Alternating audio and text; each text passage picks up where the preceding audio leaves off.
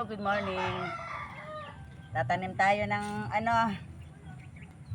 ng pechay. Oh. May yung magtanim ng gulay. Pag may tanim, may aanihin. Bukod sa nakakalibre na ng gulay, nakakabenta pa.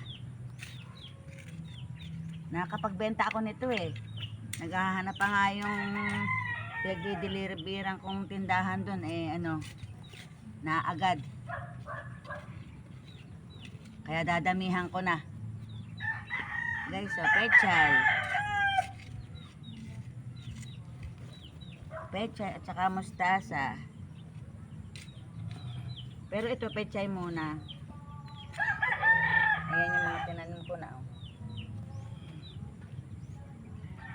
Ilang linggo lang ito malalaki na. Mapapakinabangan na. Pwede ito na uling i-deliver dun sa may tindahan ng ulam. Meron na kasi akong pinagbabagsakan nito eh.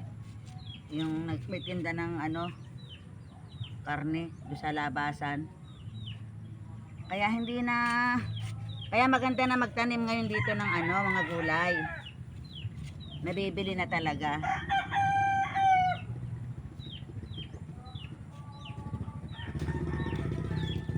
Kaya tiyaga-tiyaga kahit maulan.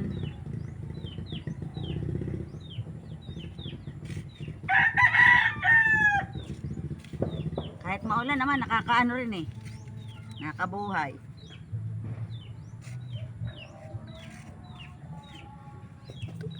Thank you for watching.